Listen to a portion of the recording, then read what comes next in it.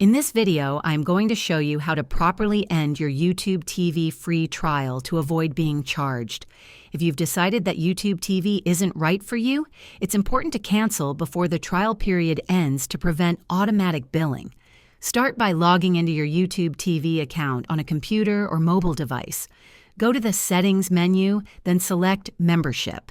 From there, click on Cancel Membership and follow the prompts to confirm your decision. You may be asked to provide feedback about why you're canceling. This is optional. Once canceled, you'll still have access to YouTube TV until the end of your free trial period, but you won't be charged afterward.